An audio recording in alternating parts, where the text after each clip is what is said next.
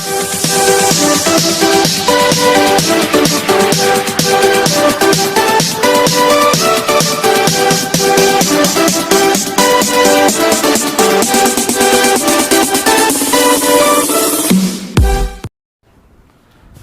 Everyone, स्वागत है आपका फिर से हमारे YouTube चैनल पर। अपना जो टॉपिक चल रहा था वो चल रहा था बहुपद। बहुपद में हमने क्या क्या पढ़ लिए? बहुपद में हमने बहुपद के बारे में पढ़ लिया, द्विघात बहुपद पढ़ लिया, द्विघात समीकरण पढ़ लिया, और बहुपद से भाग करते हैं वो देख लिया। उसके साथ विभाजन एल्गोरिथम भी देख लिया। अब इसी दौर में अपन आगे चलेंगे बहुपद में। बहुपद में के बाद जो अपने पास बहुपद का जो समीकरण आया था, द्विघात समीकरण है, उसके जो मूल आते हैं, द्विघात समीकरण के मूल, ठीक है, उनकी प्रकृति के बारे में पढ़ेंगे। देखो, द्विघात समीकरण अपने पास था, द्विघात समीकरण का रूप कैसा होता है? व्यापक रूप की बात करें, इसके व्यापक रूप हमने कल वाले वीडियो में पढ़ा था इसके बारे में। व्यापक रूप क्या होता है? ax² plus bx plus c बराबर 0। a b c क्या है? अचर, या फिर आप इनको क्या बोल सकते हो? वास्तविक संख्या, ठीक है। ये हमने कल पढ़ा था, द्विघात समीकरण। अब इनके मूल ज्ञात करने की हमने विधि भी देखी थी। कौन कौन सी विधि थी? पहली थी अपने पास क्या थी? गुणनखंड विधि। दूसरी क्या थी? पूर्ण वर्ग बनाकर। और तीसरी क्या थी? श्रीधर आचार्य सूत्र। अब श्रीधर आचार्य जो सूत्र था, श्रीधर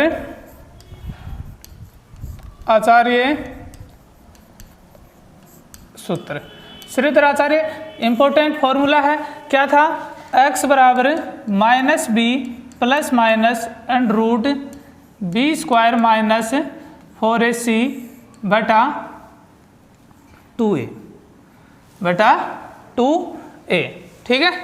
ये अपने पास क्या था? श्रीधर आचार्य सूत्र था। अब इस सूत्र से हमने देखो मान भी निकाले थे, कल निकाले थे ना।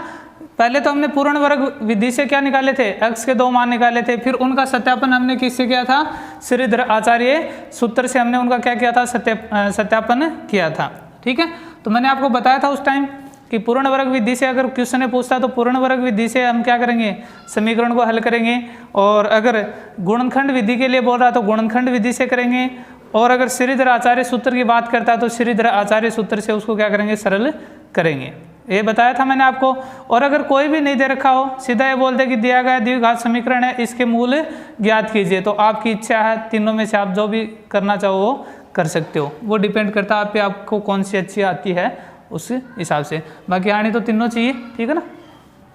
अब इसके मूलों की प्रकृति पढ़ते हैं। देखो मूल क्या थे, मैंने बताया था आपको। x के जो 2 मान आते हैं, वही क्या होते हैं? द्विघात समीकरण के मूल होते हैं, ठीक है। तो मूलों की प्रकृति के बारे में पढ़ेंगे अपन आज। मूलों की प्रकृति,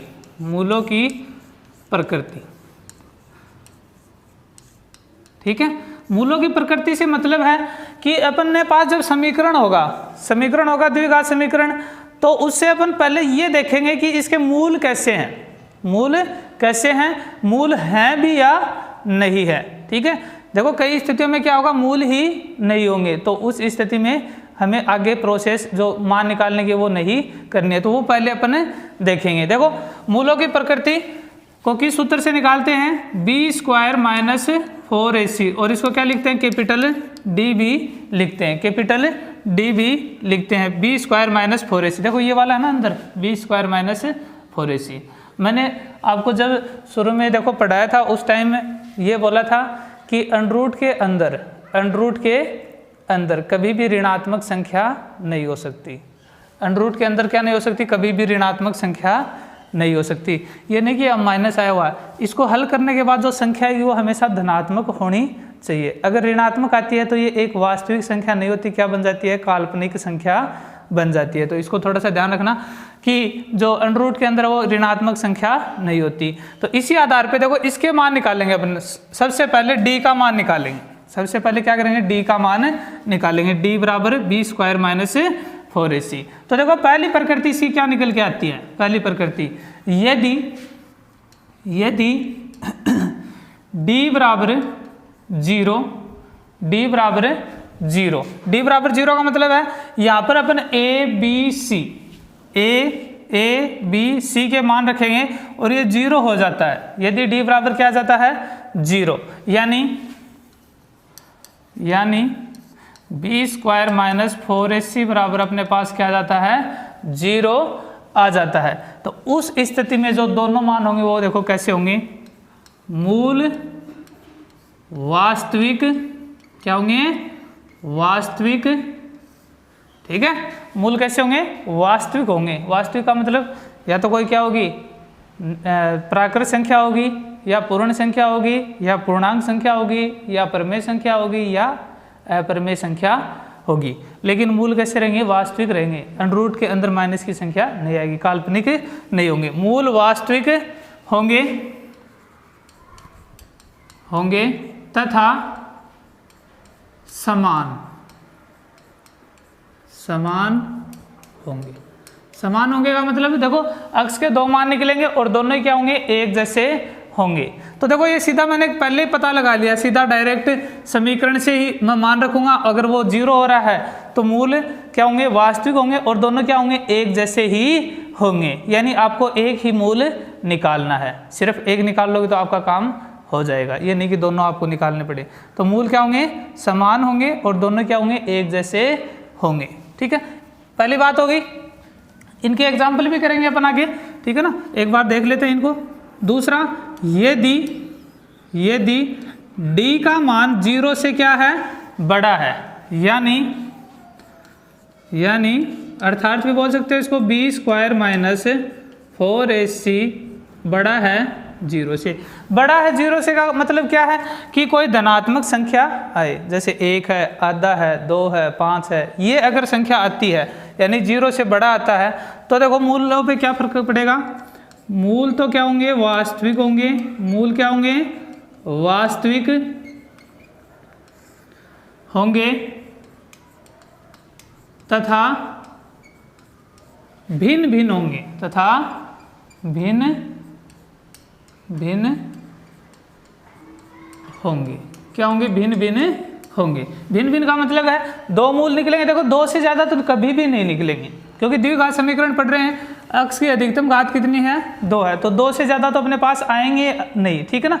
तो पहली बात तो ये कि दोनों मूल क्या होंगे भिन्न भिन्न होंगे, यानी दोनों जो मान आएंगे वो अलग अलग आएंगे। देखो पहले वाले में क्या आए थे, दोनों मान समान आए थे, कब जब d का मान क्या हो 0, दूसरी जब d का मान 0 से क्या हो बड़ा हो। तो उस स्थिति में अपने पास जो मूल हैं वो क्या होंगे वास्तविक तो होंगे लेकिन भिन्न भिन्न होंगे, यानी दोनों ही मूल क्या होंगे अलग अलग होंगे। ठीक है, तीसरी स्थिति, यदि d का मान 0 से छोटा है। अब 0 से छोटी कौन सी संख्या होती है भाई, ऋणात्मक संख्या है, यानी d का मान कोई ऋणात्मक संख्या आ जाए, अर्थात b स्क्वायर माइनस 4ac का मान 0 से भी छोटा हो। अगर इसका मान क्या हो 0 से छोटा यानी माइनस की संख्या हो, तो माइनस की संख्या होगी तो देखना मैं आगे क्या लिखूंगा, मूल क्या होंगे काल्पनिक होंगे, अब वास्तविक नहीं होंगे। मूल क्या होंगे काल्पनिक होंगे। ठीक है भाई, मूल काल्पनिक होंगे, वास्तविक संख्या यहाँ पे क्या हो जाएगी खत्म हो जाएगी। ठीक है, और अगर आगे यहाँ पे अगर आप देखते हो तो मूल काल्पनिक के साथ क्या होंगे भिन्न भी होंगे। ये आप लिख सकते हो इसको, हालांकि है नहीं ये चीज़, तथा भिन्न भिन्न होंगे। लेकिन देखो अगर काल्पनिक आ जाता आपके पास तो आपको मूल निकालने की ज़रूरत नहीं है क्योंकि काल्पनिक संख्या आपके सिलेबस में नहीं है। तो अगर आपका ये d का मान है ये 0 से छोटा आता है यानी कोई ऋणात्मक संख्या आती है तो सिर्फ आपको ये लिखना है कि मूल क्या है काल्पनिक हैं और आपको वहीं पे रोक देना, आपको आगे हल नहीं करना। क्यों? क्योंकि जो काल्पनिक संख्या वो अपने सिलेबस में नहीं है। ठीक है, तो ये 3 स्थितियां हो गई, इनको बोलते हैं विविक्त कर, क्या बोलते हैं, विविक्त कर, क्या बोलते हैं, विविक्त कर। ठीक है, तो विविक्त कर के अनुसार देखो अपने पास श्रीधर आचार्य सूत्र से 3 स्थितियां मूलों की निकल के आई हैं, 3 प्रकृतियां अपने पास आई हैं। पहले तो देखो किसका मान निकालेंगे, बी स्क्वायर माइनस 4ac का, जिसको किससे लिखेंगे, डी से लिखेंगे। और डी का मान अगर 0 है तो अपने मूल क्या होंगे, वास्तविक होंगे और समान होंगे। ठीक है, दूसरी बात, यदि डी का मान क्या आ रहा है, 0 से बड़ा, 0 से बड़ा का मतलब कोई भी धनात्मक संख्या, चाहे वो आधी हो, चाहे 1 हो, चाहे 3/4 हो, चाहे 5/15 हो, 5/17 हो, 5/20 हो, हमें उससे कोई फर्क नहीं पड़ता। ठीक है ना, लेकिन धनात्मक होनी चाहिए। ठीक है, तो यदि अगर डी का मान क्या, कोई धनात्मक राशि आ रही है, धनात्मक राशि आ रही है, यानी 0 से बड़ा आ रहा है, तो उस स्थिति में मूल वास्तविक होंगे तथा भिन्न भिन्न होंगे, दोनों मूल क्या होंगे, अलग अलग होंगे। ठीक है, फिर देखो तीसरी स्थिति, यदि डी का मान 0 से क्या है, छोटा है, डी का मान क्या है, 0 से छोटा है, तो डी का मान अगर 0 से छोटा है तो मूल आपके क्या होंगे, काल्पनिक होंगे। अगर क्वेश्चन में पूछता है कि बताइए कि मूलों की प्रकृति, निम्न द्विघात समीकरणों के मूलों की प्रकृति बताइए, तो आपको प्रकृति अगर पूछता तो आपको सिर्फ क्या करना है, इसका मान निकालना है और ये बातें आगे लिखनी है, मूल निकालने की जरूरत आपको नहीं है। और अगर मूल पूछे तो पहले आप प्रकृति निकालो और प्रकृति के बाद अगर ये स्थिति आ रही है तो मूल नहीं निकालने, इन 2 स्थितियों में हमें मूल निकालने यानी अक्ष के मान निकालने। ठीक है, तो यहाँ तक ये अपने नोटबुक में राइट डाउन कर लेना, ये हमने पीछे भी कर चुके हैं, फिर से अगर करना चाहो तो कर सकते हो, और इनको अच्छे से याद रख लेना, क्वेश्चन इन पे ही डिपेंड करेंगे, क्योंकि गुणनखंड विधि है ये अपन पहले पढ़ चुके हैं। अपने पास नई विधि कौन सी है, पूर्ण वर्ग विधि, नई क्या है, पूर्ण वर्ग विधि है, और क्या है, श्रीधर आचार्य सूत्र है, और श्रीधर आचार्य सूत्र में ये क्या है, मूलों की प्रकृति है, जिसको अपन क्या बोलते हैं, विविक्त कर बोलते हैं। ठीक है, और ये प्रकृति आपको याद रखनी है, पहले आप प्रकृति देखोगे द्विघात समीकरण की मूलों की, और फिर आप मूल ज्ञात करोगे। अगर तीसरी स्थिति आती है तो आपको मूल ज्ञात करने की कोई आवश्यकता नहीं है। ठीक है, तो ये हो गया अपना द्विघात समीकरण के मूलों की प्रकृति के बारे में। आगे देखते हैं इनके एग्जाम्पल। देखो आपके सामने 3 एग्जाम्पल हैं। पहला 2x² - 6x + 3 = 0, दूसरा 3x² - 4√3x + 4 = 0, और तीसरा अपने पास x² + x + 1 = 0। इन तीनों की अपन क्या करेंगे, मूलों की प्रकृति निकालेंगे। ठीक है, तीनों की क्या निकालेंगे, मूलों की प्रकृति निकालेंगे। और मूलों की प्रकृति कैसे निकालेंगे, d = b² - 4ac, किससे निकालेंगे, d = b² - 4ac। अब देखो पहले मैं ये वाला लेता हूं, पहला एग्जांपल लेते हैं, 2x² - 6x + 3 = 0। सबसे पहले तो आपको a, b और c के मान निकालने आने चाहिए, यानी इसमें है a, b, c के मान, वो ढूंढेंगे कैसे वो देखेंगे। व्यापक रूप क्या होता है द्विघात समीकरण का, व्यापक रूप द्विघात समीकरण का क्या होता है, ax² + bx + c = 0। ठीक है, तो यहाँ से देखो दोनों की तुलना करेंगे इनकी, 2x² - 6x + 3 = 0 की ax² + bx + c = 0 से क्या करेंगे, तुलना करेंगे और a, b, c के मान निकालेंगे। देखो x² है, यहाँ पर x² है, x² के गुणा में कौन है, a, और इसके गुणा में कौन है, 2। तो देखो a बराबर तो क्या आ गया आपके पास, 2, a बराबर क्या आ गया, 2 आ गया। b की बात करें, x के गुणा में कौन है, b, यहाँ पे x के गुणा में कौन है, -6 है। देखो यहाँ पे प्लस है ना, यहाँ पे क्या है माइनस, तो आप जो b का मान लोगे ये +b होता है, क्या होता है, +b। ठीक है ना, तो यहाँ पे देखो -6 है, यानी b का मान आपके पास क्या है, -6। कभी भी सीधा डायरेक्ट 6 मत ले लेना, ध्यान रखना, इसको डायरेक्ट नहीं लेंगे, यहाँ पर प्लस होना चाहिए। तो ये प्लस कब होगा, देखो इसको ऐसे लिखेंगे तब होगा, 2x² + -6x और +3 = 0, इस प्रकार होगा ना। तो देखो b की जगह कौन आया, -6 आया, कौन आया, -6 आया। ठीक है, तो -6 किसका मान हो गया, b का मान हो गया। सी का मान देखो, सी की जगह कौन है 3, सी की जगह कौन है 3, ठीक है। तो ए बी और सी के मान आपके पास आ गए। अब यहाँ से देखो इसमें रखते हैं, अतः है डी बराबर बी स्क्वायर माइनस 4ac। तो देखो b का मान माइनस का 6, तो -6 का होल स्क्वायर माइनस 4 गुणा a का मान 2 गुणा c का मान 3, माइनस का स्क्वायर प्लस 6 का स्क्वायर 36 माइनस 4 दूनी 8, 8 तिये 24, ठीक है, 8 तिये 24 कितना आ जाएगा 2 और 1 कितना आ गया 12। डी का मान कितना आ गया 12, ठीक है। तो डी का मान कितना आ गया 12। अब डी का मान 0 से बड़ा है, छोटा है या 0 के बराबर है, कैसा है ये मान, कैसा है 0 से बड़ा है, यानी डी का मान 0 से बड़ा है। और डी का मान 0 से बड़ा होगा तो उसके लिए मैंने क्या बताया था आपको कि मूल क्या होंगे, मूल वास्तविक होंगे और कैसे होंगे भिन्न भिन्न, कैसे होंगे भिन्न भिन्न, मूल वास्तविक तथा भिन्न भिन्न होंगे, ठीक है, क्या होंगे भिन्न भिन्न होंगे। ये तो हो गई इसकी प्रकृति के बारे में। प्रकृति हमने बता दी कि कैसी है प्रकृति, कि मूल वास्तविक और भिन्न भिन्न है। और अगर आप निकालना चाहो, क्या करो निकालना चाहो तो क्या करोगे, श्रीधर आचार्य सूत्र से, श्रीधर आचार्य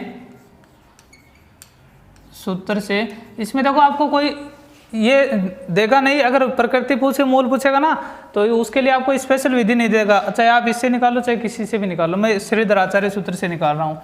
x बराबर -b plus minus √ b square minus 4ac बटे 2a। तो देखो -b का मान कितना है माइनस का 6, कितना माइनस का 6 प्लस माइनस, और देखो b स्क्वायर माइनस 4ac को मैंने हल कर लिया, क्या है मेरे पास √12। तो क्या लिख सकता है, सॉरी इसका अंदर वाला क्या आया है 12 आया ना, इसी को तो सरल किया b स्क्वायर माइनस 4ac, तो इसका मान निकल के आया 12। तो मैं डायरेक्ट ये भी लिख सकता हूँ, अगर आप मान रख के करना चाहो तो वैसे भी कर सकते हो, ठीक है, बटे 2। और a का मान कितना, देखो a का मान 2, a का मान कितना है 2। यहाँ से देखो माइनस को माइनस से करेंगे प्लस हो जाएगा, प्लस माइनस, और इसको ऐसे लिख सकते हैं ना 4 गुणा 3, 4 तिये 12, ठीक है। अब यहाँ से 2 दूनी 4, तो देखो 6 प्लस माइनस √ देखो 4 का √ करेंगे तो 2 आ जाएगा, 2 √3 बटे 4, ठीक है।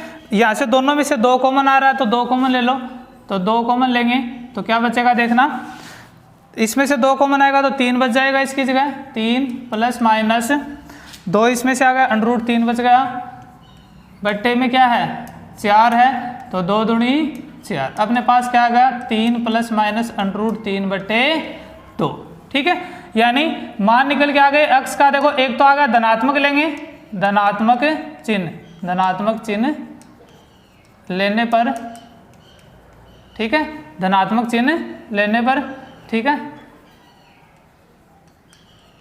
धनात्मक चिन्ह लेने पर। तो देखो धनात्मक चिन्ह लेंगे तो अपने पास क्या आएगा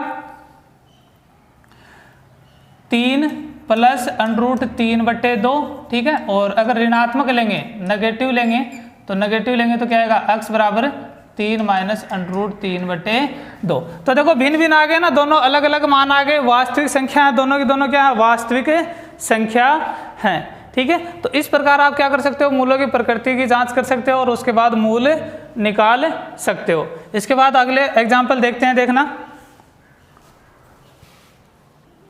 देखो आगे दूसरा देखते हैं। तो दूसरा देखना, d बराबर b स्क्वायर माइनस 4ac, ठीक है। तो दूसरे के लिए दूसरा क्या अपने पास 3x square minus 4 √3x plus 4 बराबर 0। तुलना करेंगे, ए बी सी के मान चाहिए ना, तो इसलिए क्या करेंगे इसकी तुलना करेंगे। तो a के लिए देखो अपने पास समीकरण कैसा होता है, ax square plus bx plus c बराबर 0, ये होता है ना समीकरण। तो यहाँ से तुलना करके देखो x स्क्वायर की जगह x स्क्वायर, तो a की जगह कौन है भाई 3 है, b x की जगह x है तो b की जगह कौन है माइनस का 4√3 और c का मान कितना है, c की जगह कौन है 4, तो ये a b c के मान आ गए। अब इसमें रखेंगे d के मान निकालेंगे, तो d बराबर देखो b² माइनस 4ac, b का मान रखेंगे -4√3 का स्क्वायर, ठीक है, प्लस माइनस 4 गुणा a का मान कितना है 3 गुणा c का मान कितना है 4। यहाँ से इसको हल करेंगे, माइनस का स्क्वायर प्लस 4 का स्क्वायर 16 और √3 का स्क्वायर 3, √3 का स्क्वायर कितना हो जाएगा 3। तो यहाँ से देखो 16 दूनी 32, 16 तिये 48 और 16 तिये 48, कितना आ जाएगा 48 माइनस 48। तो d का मान क्या आ गया आपके पास 0, d का मान क्या आ गया 0, ठीक है। तो d का मान 0 आ गया तो क्या बोलेंगे यहाँ से, मूल क्या होंगे भाई,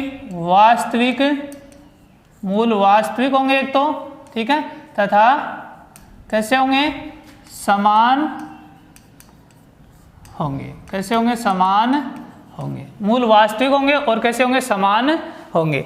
तो ये चीज अपने पास आ गई। अब देखो अगर मान निकालना चाहो तो मान भी निकाल सकते हो, x बराबर -b प्लस माइनस √ श्रीधर आचार्य सूत्र ले रहे हैं, b² माइनस 4ac बटा 2a, ठीक है। ये अपने पास श्रीधर आचार्य सूत्र है, इसे मान रखो। माइनस b का मान देखना, b का मान कितना है -4√3, -4√3 प्लस माइनस और √ देखो b² minus 4ac, b² minus 4ac को सरल किया, लास्ट में क्या आया 0, क्या आया 0 बटे 2 गुणा a का मान कितना अपने पास, a का मान है 3, कितना है 3। तो यहाँ से देखो माइनस को माइनस से करेंगे प्लस हो जाएगा, तो 4√3 बटे 2√3, क्योंकि देखो प्लस माइनस आगे 0 का √0 होगा तो प्लस माइनस आगे करने की जरूरत नहीं है, ठीक है। यहाँ से 2 दूनी 4, तो अपने पास क्या आएगा 2√3, ये नीचे भी 3 आएगा, ठीक है ना, बटे 3। ये इस प्रकार अपन क्या कर लेंगे, मान निकाल लेंगे। देखो एक ही मान निकल गया है ना, क्यों, क्योंकि दोनों ही क्या हैं, समान है, इसलिए अपने पास मान क्या आएगा, एक ही आएगा। आप इसको ऐसे लिख सकते हो कि x बराबर 2√3 बटे 3 और दूसरा भी क्या आएगा, x बराबर 2√3 बटे 3। कभी अपन देखो गुणनखंड विधि से भी सरल करते हैं तो अपने पास क्या आते हैं, मान समान आ जाते हैं ना कभी कभी, वो उसकी वजह यही है, ठीक है, क्योंकि b² माइनस 4ac का मान उसमें क्या हो जाता है 0 हो जाता है, उसकी वजह से अपना मान है वो सेम आता है, ठीक है। तो ये हो गई दूसरा अपने पास एग्जाम्पल। तीसरा भी देखो इसी के साथ कर देता हूँ मैं।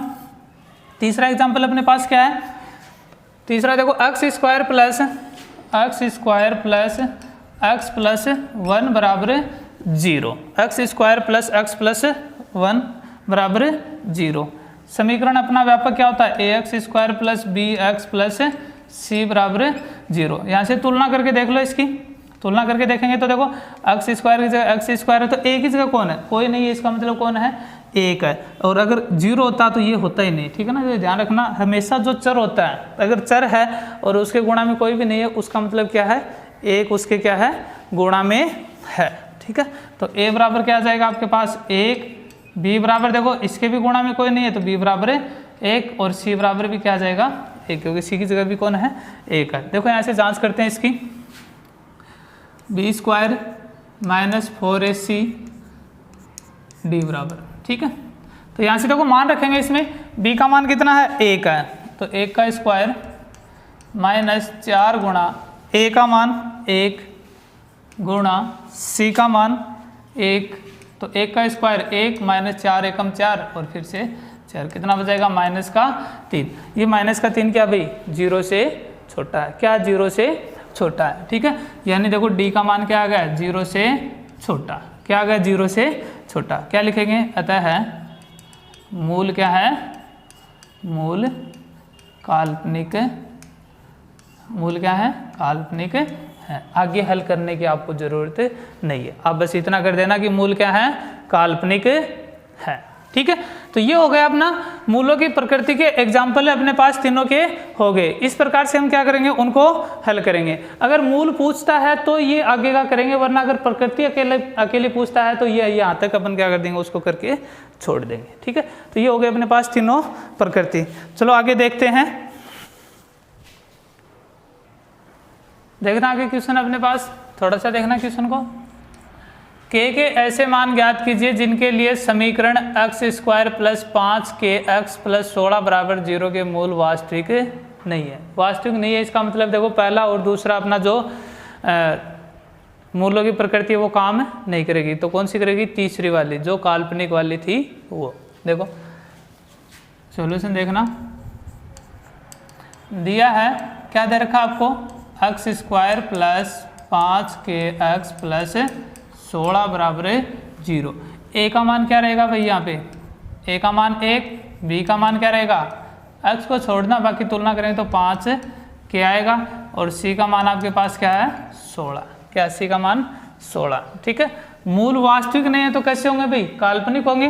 तो देखो मूल काल्पनिक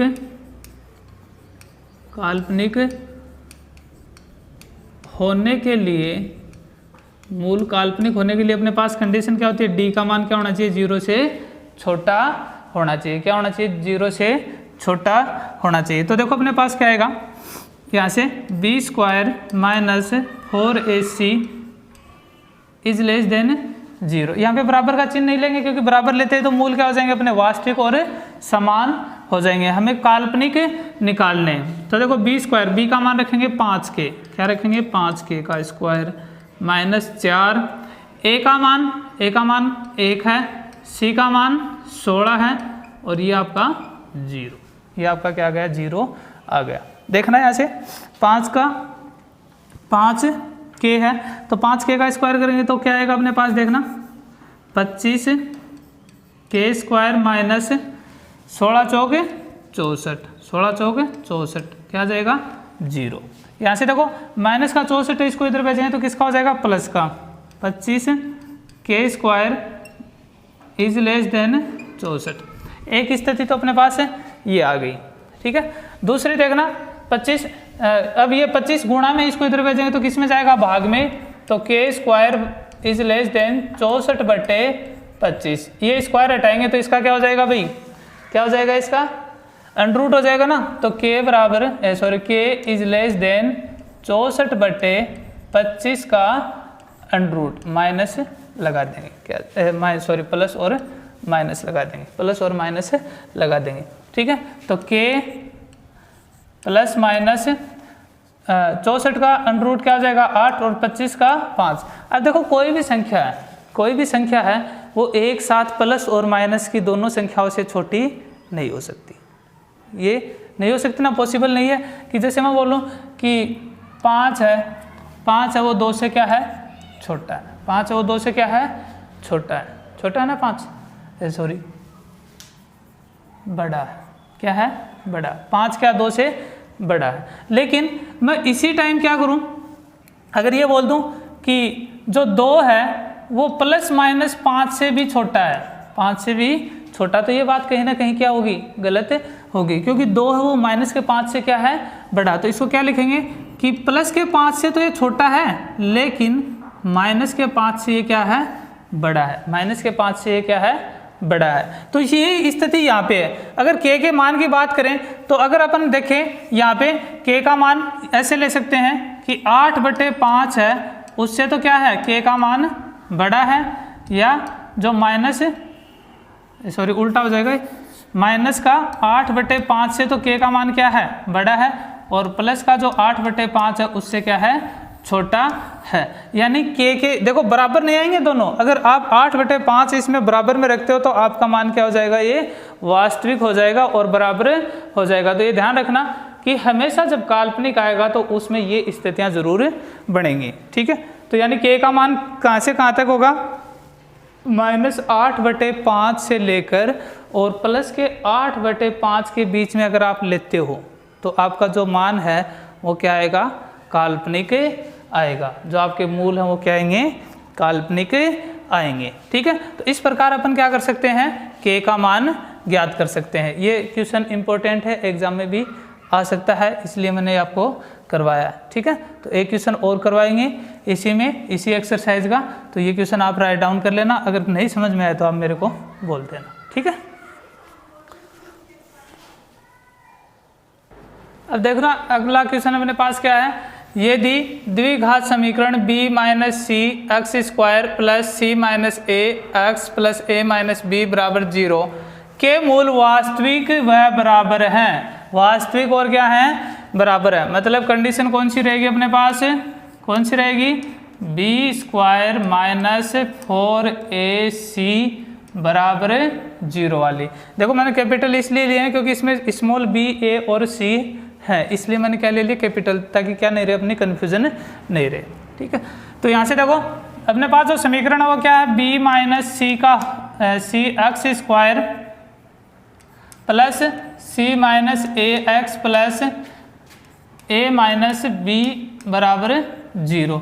और अपनी द्विघात समीकरण है वो इस रूप में होती है ना, a x square plus b x plus c बराबर 0। तो यहाँ से कंपेयर करके देखेंगे, तुलना करके देखेंगे, ताकि ए बी और सी के मान आ जाएं। तो देखो ए की जगह कौन है, ये वाला, तो ए बराबर क्या आएगा अपने पास, बी माइनस सी।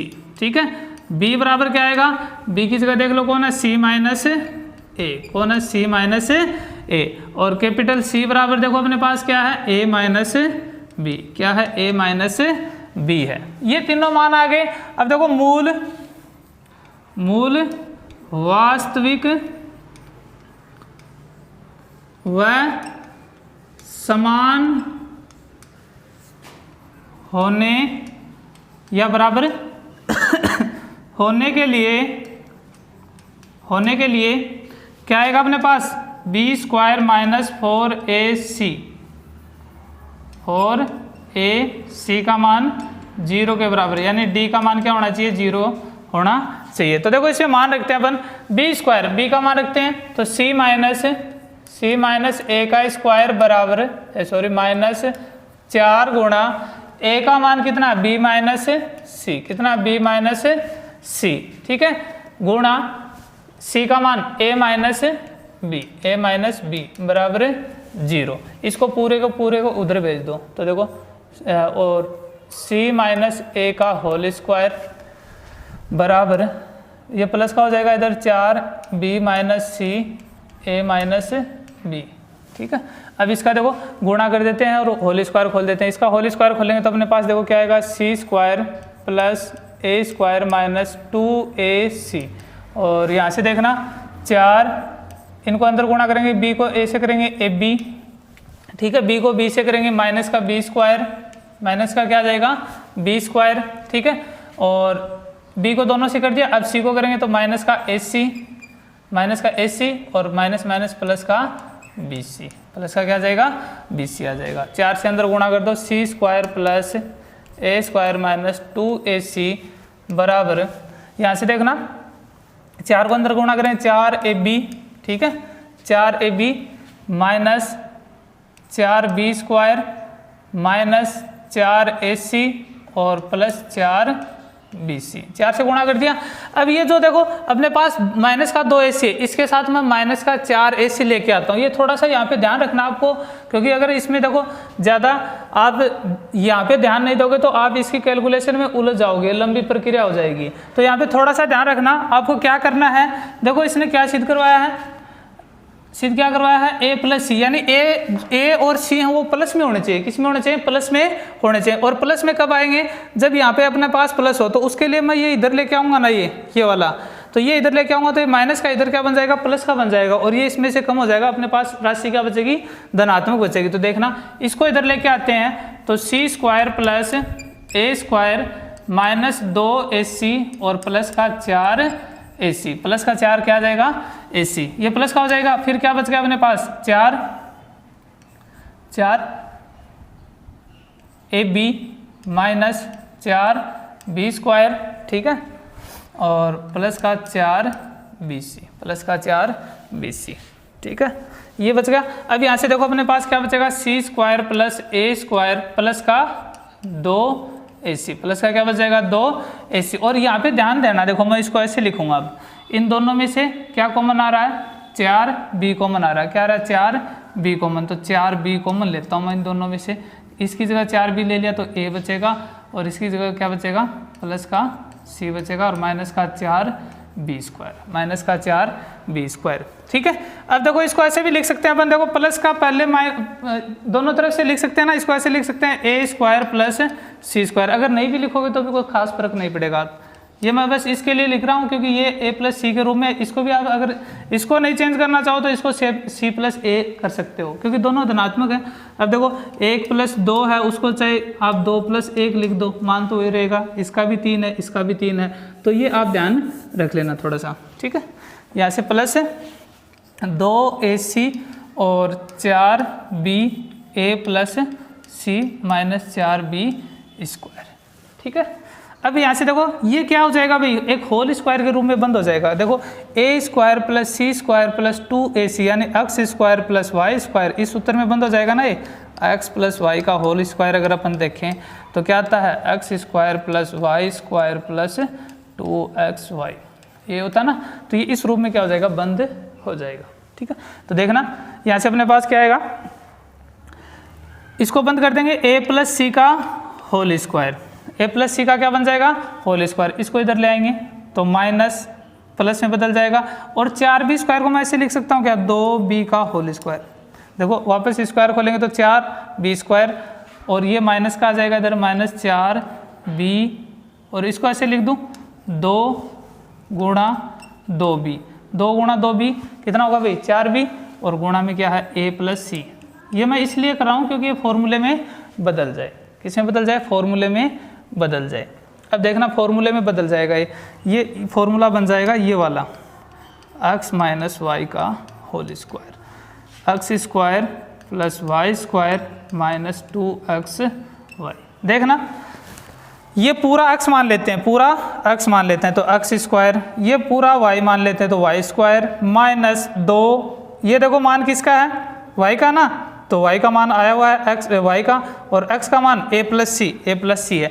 तो इसको अपन पूरे को इस रूप में क्या कर सकते हैं, बंद कर सकते हैं। यानी देखना a plus C plus 2b, sorry minus का 2b का होल स्क्वायर बराबर 0। यहाँ से स्क्वायर हटाएंगे तो स्क्वायर हटाएंगे तो अपने पास क्या आएगा, आगे अंडरूट होगा 0 का, और 0 का अंडरूट क्या होगा, 0 ही होगा। क्या बचेगा, a plus C minus 2b बराबर 0, और 2b को इधर भेज देंगे तो a प्लस सी बराबर प्लस का 2b, क्योंकि ये इधर माइनस का तो इधर जाएगा तो प्लस का। ये हमें क्या करवा रहा है, सिद्ध करवा रहा है, तो ये अपना क्या होगा, सिद्ध होगा, हैंस प्रूव्ड। ठीक है, तो इस प्रकार अपन क्या कर लेंगे, इस क्वेश्चन को सोल्व कर लेंगे। इंपॉर्टेंट क्वेश्चन है, क्या है, इंपॉर्टेंट क्वेश्चन है, और ये एग्जाम में आ सकता है, इसलिए इस क्वेश्चन को आप ध्यान से क्लियर करना, 1-2 बार निकाल के देखना। यहाँ इस स्टेप में थोड़ा सा ध्यान रखना, अगर यहाँ भटक जाओगे आपका सोल्यूशन नहीं होगा भाई, पहले बता देता हूँ, तो इसको आप ध्यान से देखना।